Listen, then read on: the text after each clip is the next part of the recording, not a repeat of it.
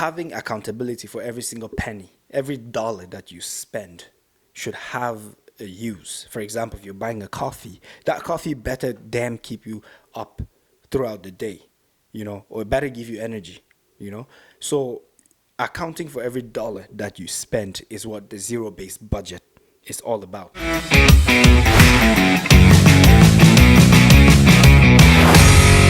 Hello, ladies and gentlemen. Welcome back to Kenne's Talk Show. You already know what time it is. Make sure to smack up that bell and subscribe button, share with all your friends, family members, including enemies. You already know. In today's episode, we'll be discussing something called the zero-based budget. What is a zero-based budget? It's basically income equaling expenses, making it zero. That is, whatever amount of money you're making equal your expenses. You're dividing it and distributing it in a way that it will equal your expenses.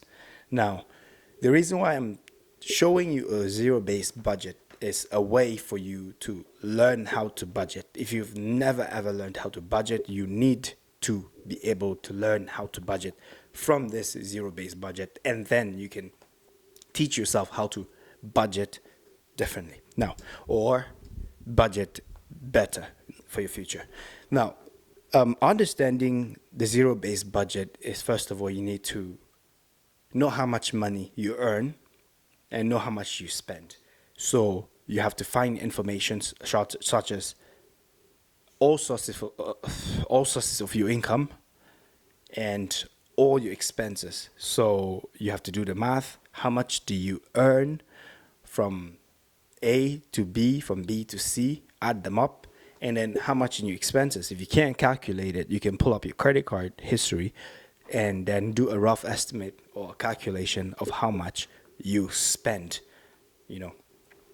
with your credit card and other expenses that come out. Now, there are two categories of debt, or there are two categories of expenses. Oh, not debt, expenses.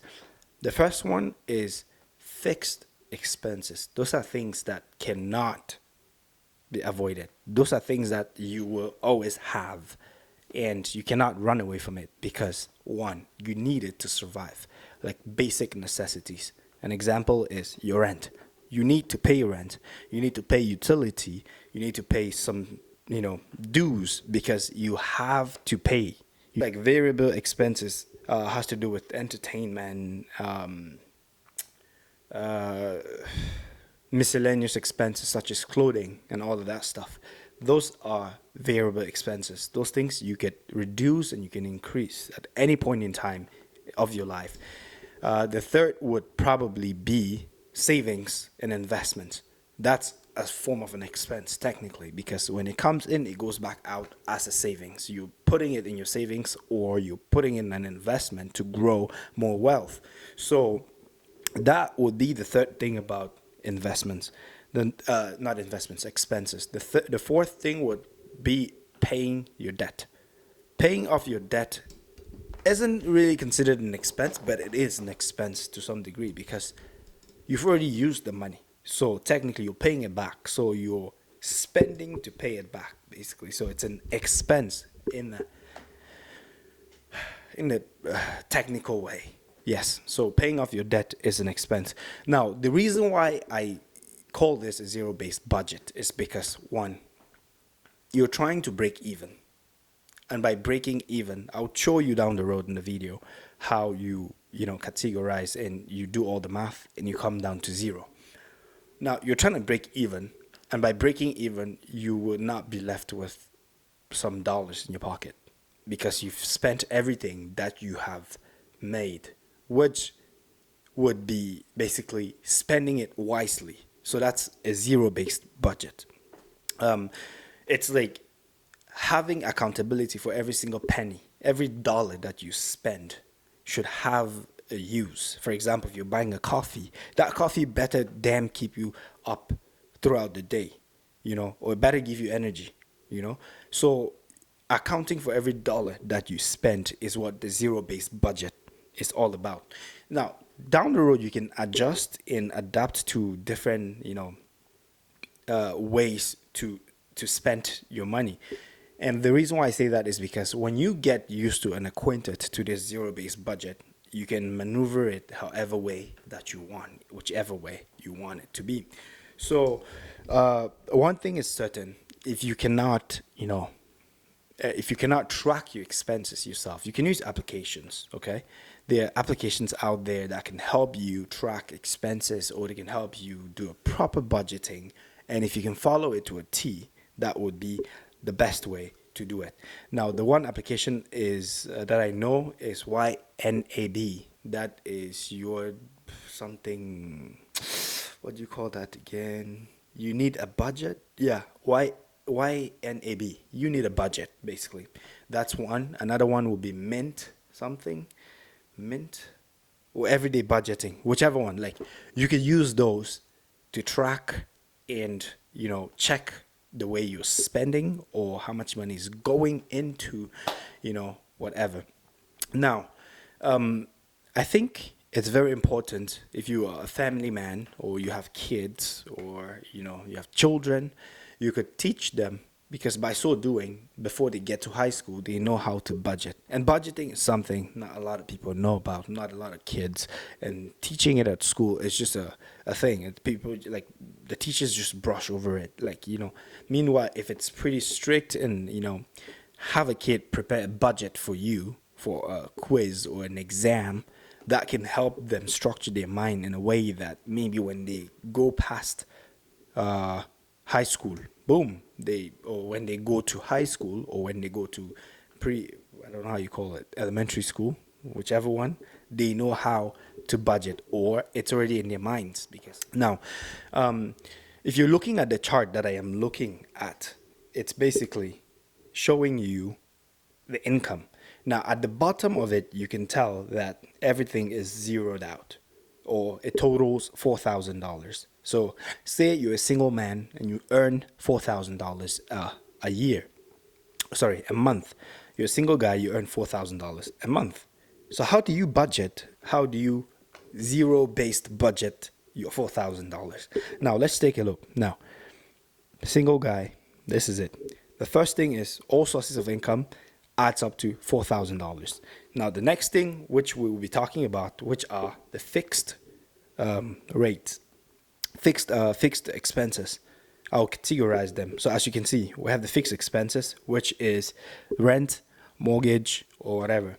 It's $1,400. That out of the 4,000, we're sitting at 2,600 left or remaining to apply. Now, the next thing is utility. Utility is something that we always need. In all my videos that I've talked about talked about budgeting, utility is something that you need to have that money, because if you don't have it, you don't have the utility, which could comprise of internet as well. So I only just put this small amount, $300 there, just because utility varies. It varies. So that's a variable expense.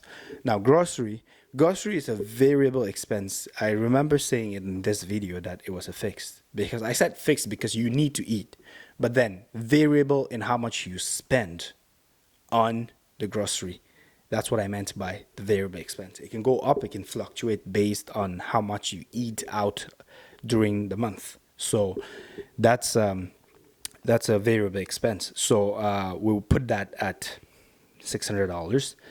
So $600. Now your next thing is transportation. Transportation is very important.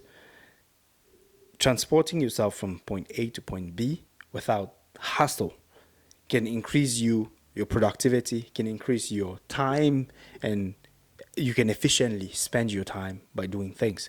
So we will leave transportation at $450, paying your car loan and gas and all of that, and insurance company. The next thing we'll talk about is debt repayment. You're trying to repay a debt. Could it be a student loan that is hooked on your neck? You're trying to pay that. So your student loan and all that stuff is another one. Now, the next thing after that will be the savings account. The savings here, savings could be variable, okay? It could fluctuate, but if you keep it consistent at a particular amount, savings/investment, it's very great, because you are projecting a better future. You're projecting yourself for a better living standard. The next thing will be entertainment. This one, going to the movies and all that stuff, like dates and stuff.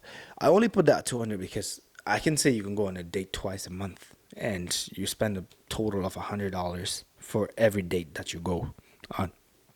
Dining out. Dining out, yeah, this is fairly small. I was just trying to make that budget, squeeze it in a way that it falls within that $4,000 range. And so whatever amounts you see there, it's what I'm trying to squeeze in for you to, have that 4 grand. Lastly, miscellaneous expenses. It could be your clothing, it could be your shoes, it could be, you walk into like, what do you call this, sport check, and you find a pair of shoes, running shoes that you love. Boom, for that month you're not allowed to spend anything anymore.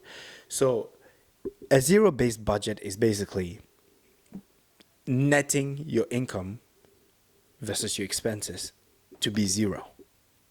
And I find it really important because if you don't know how to budget and you try to budget using this method, that is the best way, because every dollar, every penny of yours has legs, and whatever legs that grow on it, you need to see where it's going to. You need to literally, that dollar basically has to prove its worth to you. Like I said, I gave an example of a coffee. If you're drinking a cup of coffee, that coffee better keep you up all night, or all day basically, or gives you that energy to, push through or pull through. That budget basically helps you avoid unnecessary expenses or avoid getting yourself into, peer pressure to do things that you should not do. So, ladies and gentlemen, just reflect on your budgeting. And if you think the zero-based budget is something that rhymes or jives with you, you could do that. But if you cannot do it, you can try to, squeeze, because I believe breaking even, this is technically breaking even, not holding any cash. Every dollar is spent. So try the zero-based budget method and let's see where that takes you for the first month. And then the second month, you can improve by, moving money up and down the chart to be able to tell or to fit your lifestyle. Ladies and gentlemen, I hope you found value in this video. Not everybody's the same. What may work for you may not work for me. I just hope that this works for you. And if you have any questions, drop it down in the comment section. I'll be in there and ready to reply to you if you have any questions. So, ladies and gentlemen, without further ado, your boy Kenny is out.